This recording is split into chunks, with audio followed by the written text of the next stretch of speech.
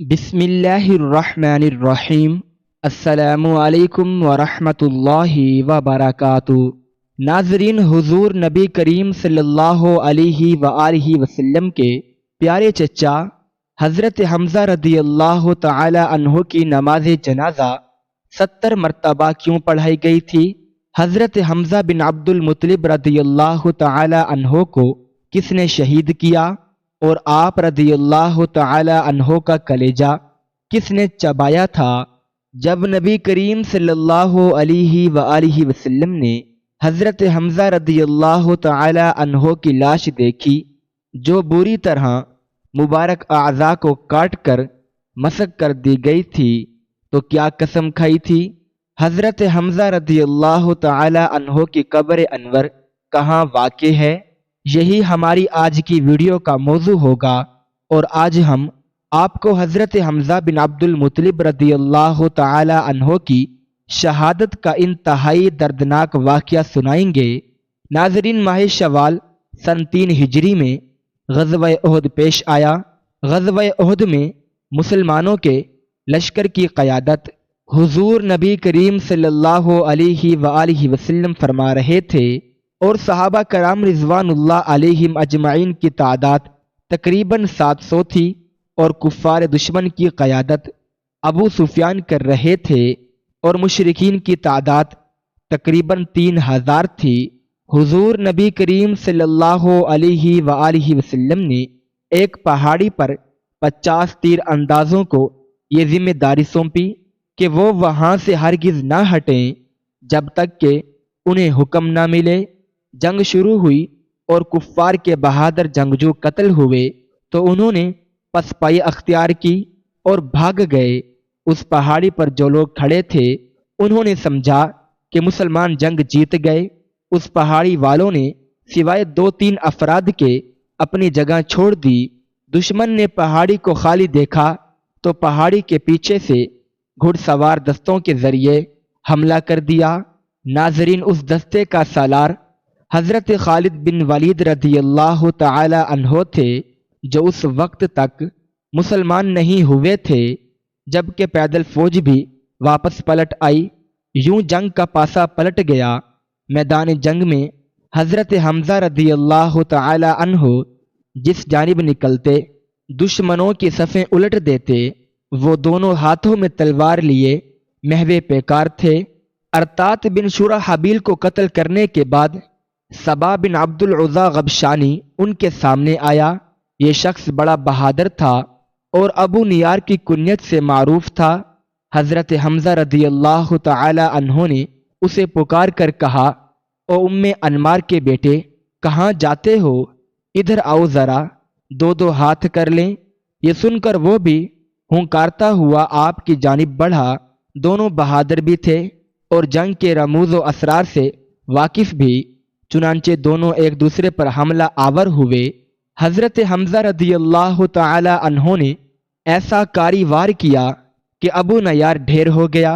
ناظرین، جنگ بدر میں حضرت حمزہ رضی اللہ تعالی عنہ کے ہاتھوں قریش کے معزز گھرانوں کے بہت سے ذی وقار سردار موت کے گھاٹ اتر گئے تھے۔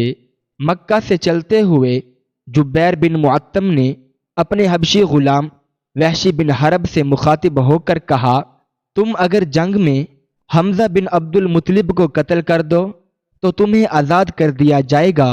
جبیر بن مطعم کا چچا طعیمہ بن عدی جنگ بدر میں حضرت حمزہ رضی اللہ تعالی عنہ کے ہاتھوں قتل ہوا تھا۔ وحشی کو اس کے آقا کے علاوہ قریش کے بہت سے دیگر سرداروں نے بھی انعام کا لالچ دیا تھا۔ خاص طور پر سلار لشکر ابو سفیان کی بیوی ہندہ بنت عتبہ نے وحشی کو یہ کارنامہ سر انجام دینے کی ترغیب دلائی تھی۔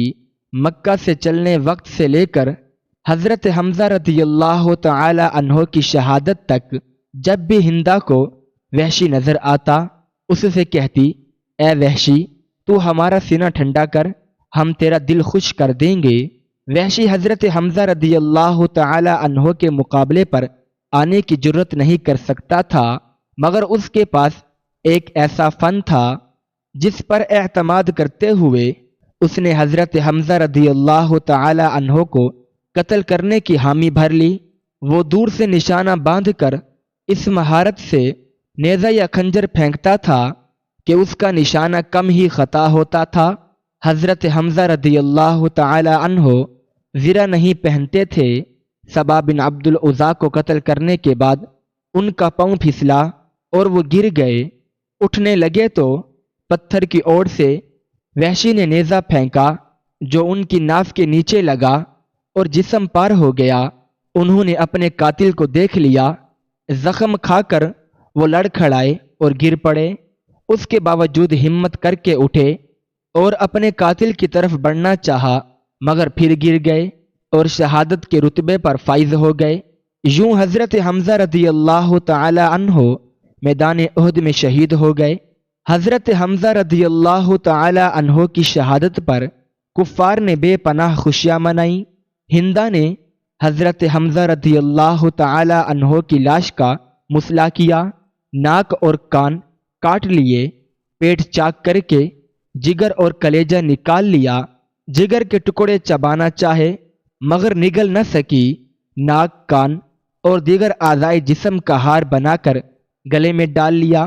وہ خوشی سے جھوم اٹھی اور اس نے فی الابتہائی اشعار کہے، ہم نے تم سے یوم بدر کا بدلہ لے لیا ہے اور ایک جنگ کے بعد دوسری جنگ کے شعلے تو ابھرتے ہی ہیں۔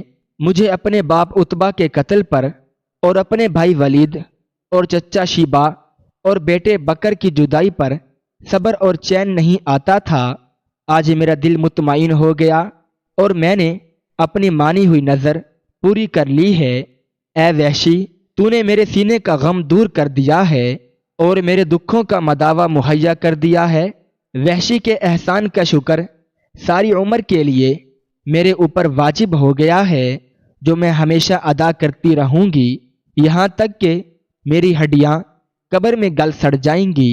ہندا بنت عتبہ کے اشعار کا جواب اس کی ہم نام صحابیہ حضرت ہندا بنت اساسہ بن عبادہ رضی اللہ تعالی عنہا نے دیا، جن کا ذکر ابن حشام نے اپنی تاریخ میں کیا ہے۔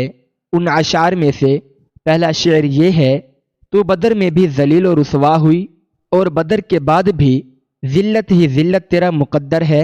اے بہت غیبت کرنے والے بڑے کافر کی بیٹی، حضرت حمزہ رضی اللہ تعالی عنہ کی شہادت تاریخ انسانی کے ان واقعات میں سے ہے جن کو کبھی فراموش نہیں کیا جا سکتا۔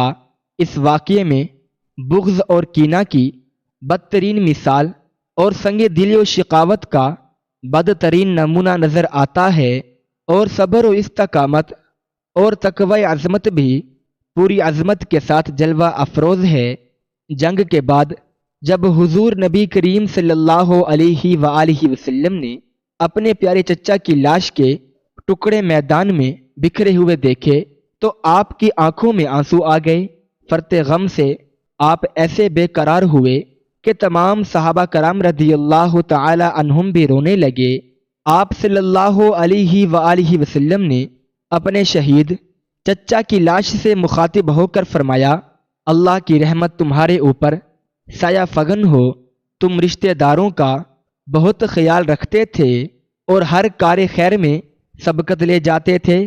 اگر مجھے پھپھی حضرت صفیہ رضی اللہ تعالی عنہا کے غم و رنج کا خیال نہ ہوتا تو میں تمہارے جسم کے ٹکڑے یہی میدان میں چھوڑ دیتا تاکہ انہیں درندے اور پرندے کھا جائیں اور تم قیامت کے دن انہی کے پیٹ سے اٹھائے جاؤ۔ اللہ کی قسم، میں تمہارے بدلے میں کفار کے 70 آدمیوں کا مسئلہ کروں گا۔ حضور نبی کریم صلی اللہ علیہ وآلہ وسلم کے اس ارادے پر اللہ تبارک و تعالی کی طرف سے آپ کو وحی کے ذریعے تذکیر کی گئی، اور قرآن مجید کی سورۃ النحل کی آیت نمبر 126 میں اللہ تبارک و تعالی نے ارشاد فرمایا، اگر تم سزا دو تو ویسے ہی سزا دو جیسے تمہیں اذیت پہنچائی گئی، اور اگر تم صبر کرو تو بلا شبہ صبر کرنے والوں کے لیے صبر ہی اچھا ہے، اور تم صبر کرو اور تمہارا صبر کرنا خاص اللہ ہی کی توفیق سے ہے۔ ناظرین، ابن کثیر اور امام قرطبی نے اپنی تفسیروں میں ان آیات کی شان نزول اسی واقعے کو بیان کیا ہے۔ اس حکم ربانی کے بعد آپ صلی اللہ علیہ وآلہ وسلم نے یہ ارادہ ترک کر دیا اور قسم کا کفارہ ادا فرمایا۔ نہ صرف بلکہ آپ نے مسئلے سے سختی کے ساتھ منع فرما دیا اور حکم ہوا کہ مسئلہ یعنی لاش کے ٹکڑے کرنا ہرگز جائز نہیں، حتیٰ کہ باول کتے کا بھی۔ حضور نبی اکرم صلی اللہ علیہ وآلہ وسلم کا دل سخت غمگین تھا۔ اس موقع پر اللہ تعالی نے صبر کی تلقین بھی کی اور آپ کے زخموں پر مرہم بھی رکھا۔ آپ صلی اللہ علیہ وآلہ وسلم نے ارشاد فرمایا، مجھے حضرت جبرائیل علیہ السلام نے خوشخبری سنائی ہے کہ حضرت حمزہ بن عبد المطلب رضی اللہ تعالی عنہ کو 7 آسمانوں پر اور جنت الفردوس میں اسد اللہ و اسد الرسول لکھ دیا گیا ہے۔ حضرت حمزہ رضی اللہ تعالی عنہ کی بہن حضرت صفیہ بنت عبد المطلب رضی اللہ تعالی عنہا جنگ کی خبر سننے کے بعد مدینہ منورہ سے احد کی طرف روانہ ہوئیں۔ جب حضور کو پتہ چلا تو آپ صلی اللہ علیہ وآلہ وسلم نے حضرت صفیہ کے بیٹے حضرت زبیر رضی اللہ تعالی عنہ کو حکم دیا کہ وہ انہیں میدان جنگ سے دور ہی روک لیں اور مدینہ واپس لے جائیں، کیونکہ اگر وہ اپنے بھائی کی مسلح شدہ لاش دیکھے گی تو صبر کا بندھن ٹوٹ جائے گا۔ جب ان کے بیٹے نے انہیں واپس جانے کے لیے کہا تو انہوں نے فرمایا، میں اپنے بھائی کے بارے میں ساری خبر سن چکی ہوں، میں جانتی ہوں کہ یہ اللہ کی راہ میں دی گئی عظیم قربانی ہے۔ میں جہلیت کے طور طریقوں سے متنفر ہوں، میں نہ بین کروں گی اور نہ گربان پھاڑوں گی۔ چنانچہ حضور صلی اللہ علیہ وآلہ وسلم نے انہیں میدان میں آنے کی اجازت دے دی۔ جب عزیز بھائی کے جسم کے ٹکڑے بکھرے ہوئے دیکھے تو آنکھوں سے اشکوں کا سیل رواں جاری ہو گیا، مگر زبان سے ان للہ و انا الیہ راجعون کے الفاظ ہی بار بار نکلے۔ پھر اللہ تعالی سے التجا کی، اے اللہ، یہ قربانی تیری راہ میں دی گئی ہے، تو اسے قبول فرما لے۔ اس کے بعد حضرت صفیہ رضی اللہ تعالی عنہا نے حضور صلی اللہ علیہ وآلہ وسلم کے حکم سے واپس مدینہ چلی گئیں۔ حضرت حمزہ رضی اللہ تعالی عنہ کے جسم کے ٹکڑوں کو جمع کیا گیا اور کفن پہنا کر جنازے کے لیے صفوں کے سامنے رکھ دیا گیا۔ حضرت صفیہ رضی اللہ تعالی عنہا نے جاتے ہوئے اپنے بیٹے زبیر کو 2 چادریں دی تھی اور فرمایا تھا اپنے ماموں کو ان میں دفنا دینا۔ حضرت زبیر رضی اللہ تعالی عنہ نے دیکھا کہ ایک انصاری صحابی شہید ہو گئے تھے جن کے جسم پر معمولی کپڑے تھے۔ انہوں نے ایک چادر میں اپنے ماموں کو کفن دیا اور دوسری چادر سے انصاری صحابی کو کفن پہنا دیا۔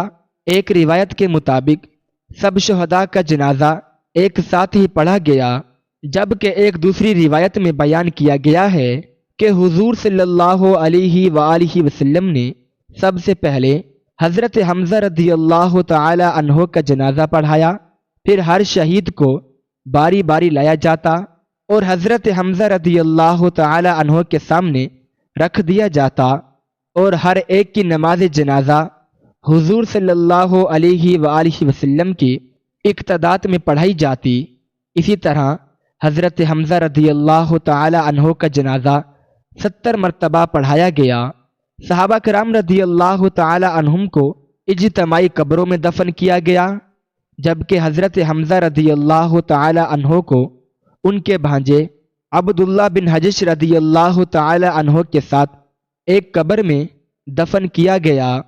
بعض روایات میں آتا ہے کہ حضرت مصعب بن عمیر رضی اللہ تعالی عنہ بھی ان کے ساتھ ہی دفن کیے گئے تھے۔ اللہ پاک کی ہزارہ رحمتیں نازل ہوں ان پر۔ اللہ پاک ہمیں بہتر عمل کرنے کی توفیق عطا فرمائے۔ اللہ پاک ہمیں دین کی مکمل سمجھ نصیب فرمائے۔ اللہ پاک میری اور آپ کی بخشش فرمائے، آمین یا رب العالمین۔ ناظرین، کمنٹ باکس میں اللہ تعالیٰ کے 99 ناموں میں سے ایک نام ضرور ٹائپ کریں۔ شکریہ، اللہ حافظ، السلام علیکم ورحمۃ اللہ وبرکاتہ۔